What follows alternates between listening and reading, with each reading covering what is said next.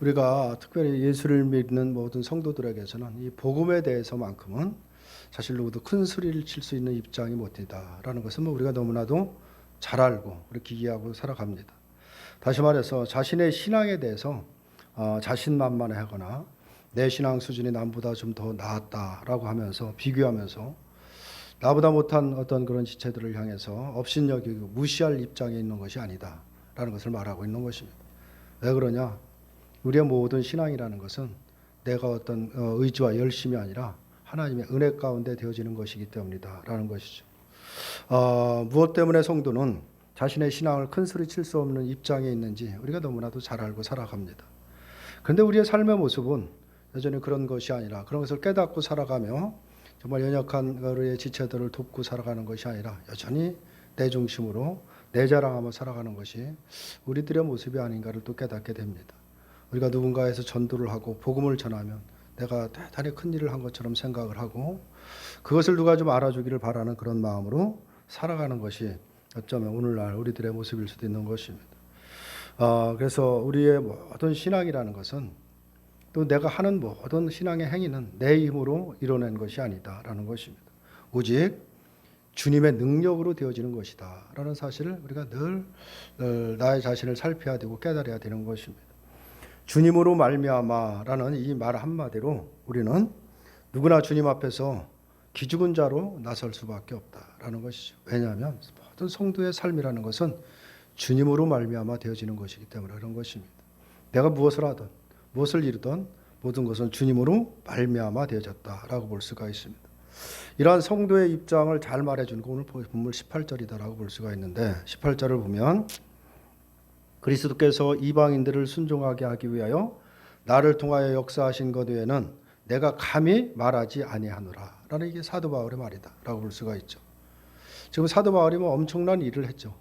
엄청난 복음을 전하고 수많은 교회를 세우고 사실 누구도 따라갈 수 없는 그런 많은 일들을 했지만 그 모든 것들도 다 주님으로 말미암아 되어진 것이다 라는 것을 고백하는 것이 사도 바울의 고백이라는 것을 알 수가 있습니다.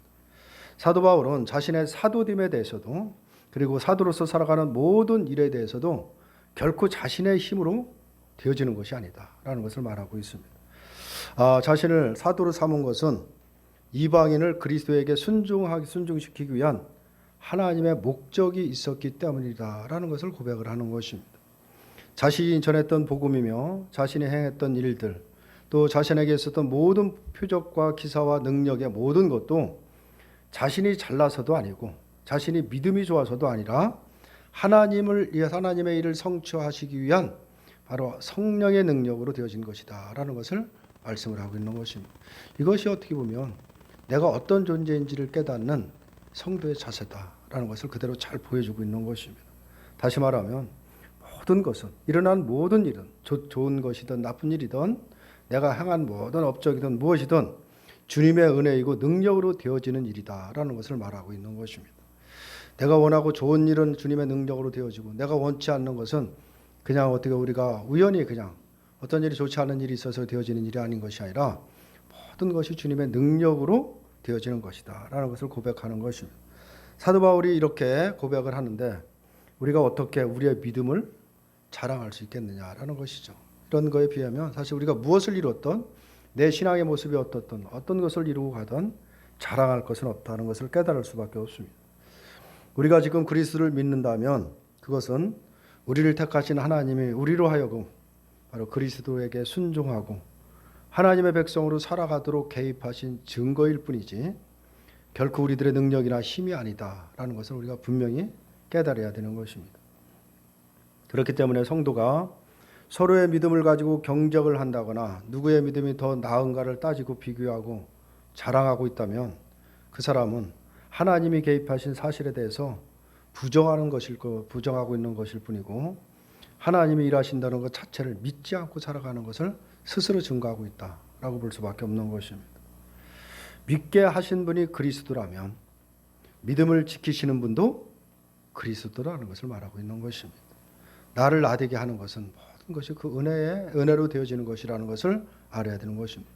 그래서 성령이 우리에게 오신 것은 우리들의 연약함 그 힘으로는 도저히 믿음을 지킬 수 없음을 알고 계시기 때문에 항상 그리스도를 의지하고 그리스도의 은혜를 소망하며 살아가도록 하기 위해서 우리에게 성령을 보내주셨다라는 것을 우리가 깨달아야 됩니다. 그래서 나에게 모두 일어나는 모든 일들, 되어지는 일들은 바로 하나님의 일이지만 그것이 바로 내게 오신 그 성령의 능력으로 되어지는 것이다. 결국은 뭐냐? 주님으로 말미암아 되어지는 일이다라는 것을 말하고 있습니다. 그래서 성령이 함께한 성도는 자신의 연약함에 대해서 날마다 깨닫는 것입니다. 무엇을 해도 이건 내 힘으로는 도저히 안 된다라는 것, 주님의 은혜가 아니면 안 된다라는 것을 날마다 깨닫기 때문에 자신의 믿음에 하나님이 도와주시기를 날마다 소망하게 될 수밖에 없는 것이고, 자인이 서로의 연약함에 대해서 비판하고 무시하는 것이 아니라 서로의 연약함을 용납하고 짐을 서로 나누어 주시고 또 서로가 서로를 기다릴 줄 아는 그런 믿음으로 증거가 되는 것입니다. 근데 우리가 늘 이런 부분을 깨닫지 못하고 살아가는데 사실 이런 신앙의 모습은 우리에게 가장 필요하다라고 볼 수가 있습니다. 오늘 19절에도 보면 그리하여 내가 예루살렘으로부터 두루 향하여 일루리군까지 그리스도의 복음을 편만하게 전하였노라 라고 이렇게 말하고 있죠.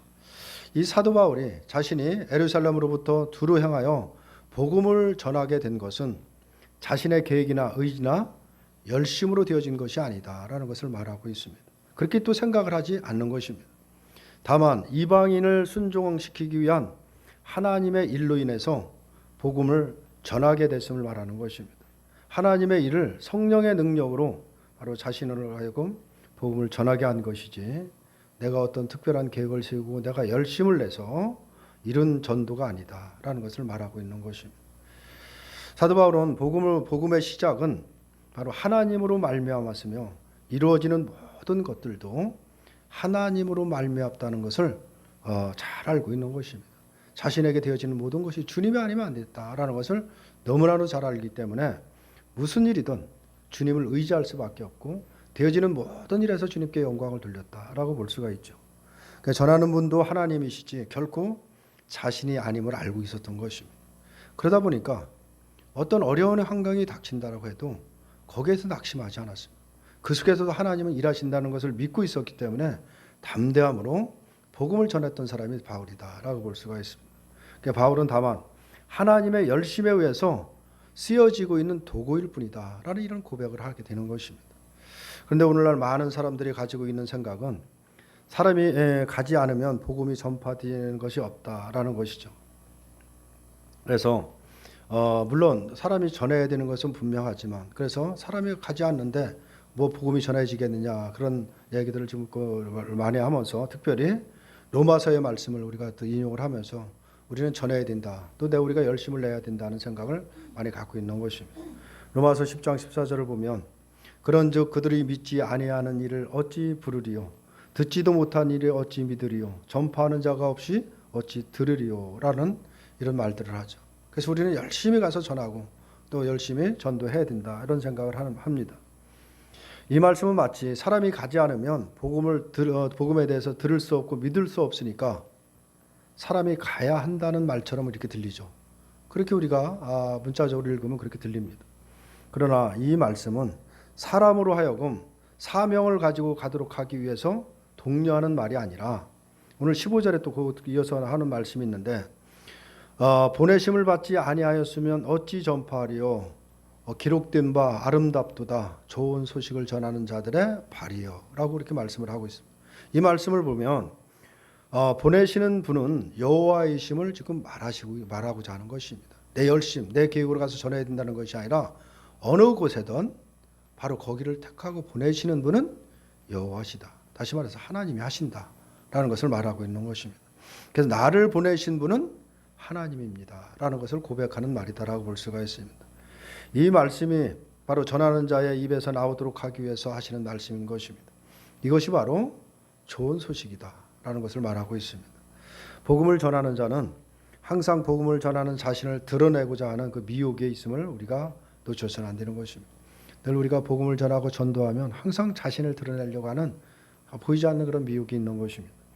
그 미혹에서 전하는 자신은 바로 도구로 감추어 버리고 전도하도록 만드시고 보내신 배후에서 나를 붙드시고 일하시는 하나님을 드러내고 자랑하고 하나님의 일을 전하는 것, 그런 것이 바로 좋은 소식이라는 것을 말씀을 하고 있는 것입니다. 근데 우리는 늘 내가 열심히 한 그거에 대해서 또 어떤 맺어지는 열매에 대해서 늘 우리를 하나님은 뒷전이고 내가 앞장서서 나를 드러내려고 하는 그런 모습들이 있는 것입니다. 그들이 곧 바로 하나님의 일을 방해하는 것에 불과하다라는 사실도 우리가 기억해야 됩니다. 이렇게 나의 모습은 감춰지고 나를 통해서 일하시는 하나님을 드러내는 것, 하나님의 일하심이 무엇인지를 우리의 삶에서 증거하는 것, 이것은 대단히 중요하다라고 볼 수가 있습니다. 그렇게 하는 것이 곧 하나님에게 순종하는 참된 성도의 모습이다라고 볼 수가 있습니다. 그들의 발이 아름다울 수밖에 없는 것은 하나님에게 순종하는 발이고 또 오직 하나님을 증거하기 위해서 움직이는 발이기 때문에 아름다운 발이다라고 말하고 있는 것입니다. 그래서 복음이란 우리가 열심을 내고 또 잘되고 열심을 내지 않으면 실패하는 것처럼 우리가 생각하는데 그런 것이 아닌 것입니다. 우리가 성공해야 하나님의 일이 성공하는 것이 아니라 하나님의 일은 하나님이 성공하도록 하나님이 모든 것을 주장해 가시는 것입니다. 이것이 바로 하나님의 열심이다라는 사실을 우리가 깨달아야 됩니다. 근데 우리는 왜 그럼 하나님이 모든 일을 하나님의 뜻 가운데 우리를 그 모든 것이 이루어진다고 한다면 왜 우리를 굳이 사용하시느냐는 것이죠. 하나님이 하시는 일을 갖고 왜 우리를 들어 도구로 쓰시느냐라는 것입니다. 우리가 복음을 전하지 않는다라고 해도 하나님의 일이 실패하지 않는다라고 하면 우리가 복음을 전해야 될 이유가 무엇이 있느냐 이런 반문을 하게 되는 것입니다. 그래서 사도 바울은 왜 복음을 전하기 위해서 그렇게 힘을 썼을까라는 사실을 우리가 한번 생각해 봐야 됩니다. 바울 역시 자신이 없다고 해도 그렇게 나가서 열심히 복음을 전하지 않았다고 해서 하나님의 일이 실패됐느냐? 그렇지 않은 것입니다. 바울이 전하든 안 전하든 하나님의 일은 하나님이 이끌어 가시고 하나님이 모든 것을 하신다라는 것입니다. 바울 역시도 자신이 없다고 해서 하나님 일이 실패한 것이 아니라는 것을 알았다면 굳이 왜 그런 고난을 받으면서 그 복음을 전하도록 애를 썼을까라는 것이죠. 어차피 실패한 하나님의 일이 아니라고 한다면 그냥 뭐 적당히 하고 이렇게 해도 될 일을 왜 이렇게 열심을 냈는가라는 것입니다. 그러나 이런 생각 자체가 우리가 의문이 된다는 이 자체가 이미 자신의 공리를 포기하지 못하는 생각이다라는 사실을 우리가 기억해야 되는 것입니다. 자신의 공로를 포기하지 못하기 때문에 인간이 하지 않아도 실패하지 않는다면 우리가 전도할 필요가 뭐가 있겠느냐라는 이런 반발을 하게 되는 것입니다. 하지만 성도는 그리스도의 생명이 함께하고 있는 자라는 사실을 우리가 놓쳐서는 안 되는 것입니다. 그리스도의 생명이 함께한다는 것은 이미 그의 모든 것이 그리스도를 닮아간다는 뜻이 되는 것입니다. 그리스도와 같은 생각을 하게 되고 그리스도와 같은 마음으로 살아가게 되는 것입니다. 이것이 바로 새로운 생명을 얻은 자다라는 것을 말하고 있는 것입니다. 이렇게 그리스도의 생명이 있는 자라는 것은 그 생각과 마음에 하는 모든 행동까지도 바로 그리스도를 닮아가고 있는 것입니다. 그렇다면 새로운 생명을 얻은 자라면 복음을 전하는 일에 과연 순종하지 않을 수 있느냐라는 것이죠. 하기 싫은 것을 억지로 하는 수준이 아닌 것이죠.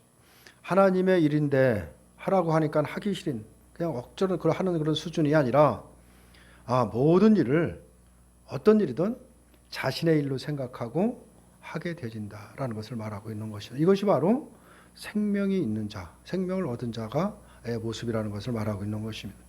내가 전도하면 주님이 기뻐하시겠지가 아니라 바로 주님이 기뻐하시는 모든 기쁨이 나의 기쁨으로 올 수밖에 없기 때문에 그런 것입니다.